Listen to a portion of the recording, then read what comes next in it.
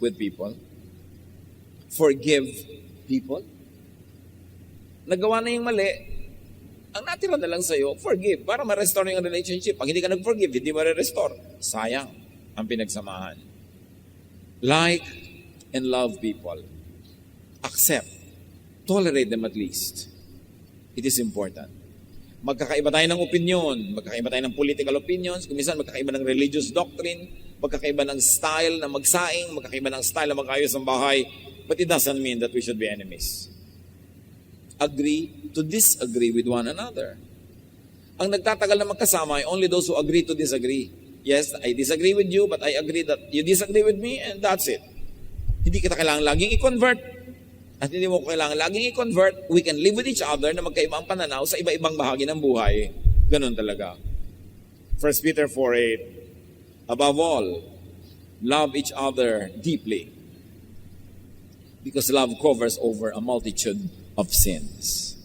Pagmahal, nabibigyan ng excuse. Kaya mahalaga yung namamahal natin ang isang tao. Romans 13:10, love does no harm to a neighbor. Therefore, love is the fulfillment of the law. Ang taong maibigin, daig ang taong sinunod ang lahat ng religious regulations. Because the true essence of the law is nothing but love.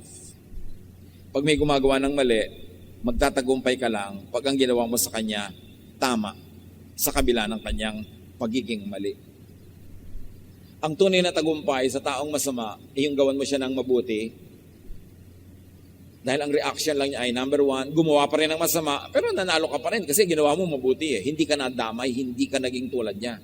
Or, tumigil siya ng paggawa ng masama dahil mabuti ang ginawa mo, di panalo ka nun. Or, sinuklian ka pa niya ng mabuti dahil mabuti ka, panalo ka. Ano man ang mangyari, basta mabuti ang ginawa mo, panalo ka. Romans 12:21, do not be overcome by evil, but overcome evil with good. Ang tunay na wagi, yung ang pagbabalik niya sa masamang ginawa, mabuti. Ginawan mo ako ng masama, gagawa kita ng mabuti. Kasi yun ang panalo kay Jesus. Ang sama-sama mo, lalo kung gagawing mabuti ang pakikitungo ko sa iyo. Kasi kahit hindi ka maging mabuti sa akin, yun ang tamang gawin. At least hindi ko ginawa ang mali, panalo ako. Paano ko sa paggawa ko siya ng mabuti, tumigil ka ng paggawa ng masama, di masanalo ako.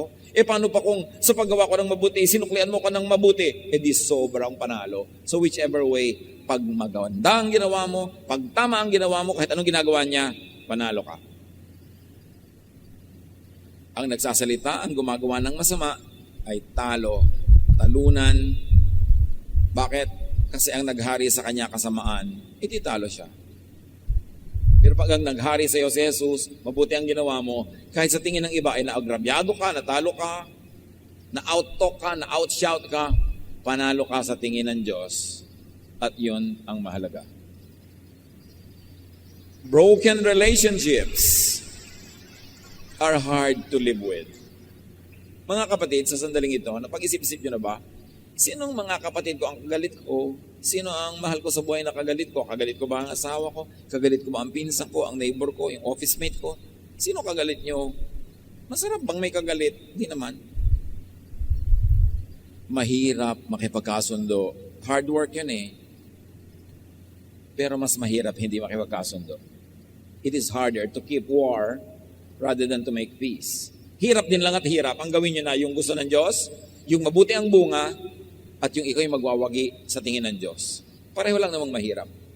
Sabi ng matatanda noon, putik din lang at putik, tawirin at ng malapit. Mapuputikan ka rin lang naman, kahit lumayo ka, magpaikot-ikot, diretsuhin mo na para mas madali ang buhay.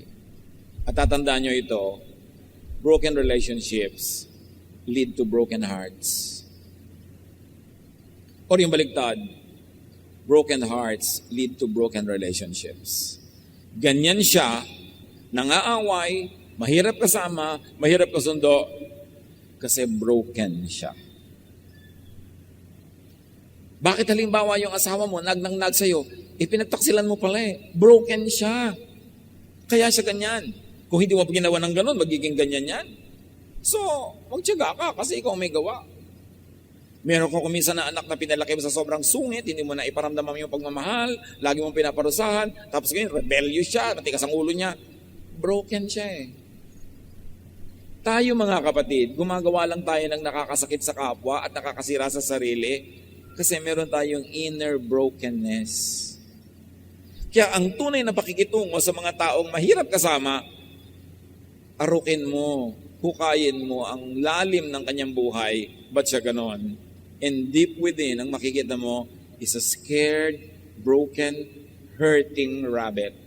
Not really a roaring lion on the outside, but a hurting rabbit. Marami sa atin nagtatapang-tapangan, nagtitigas-tigasan, kasi lang may pinagtatakpan tayong hina ng loob. Nananakit tayo sa takot nating maunahan na tayo ang masaktan.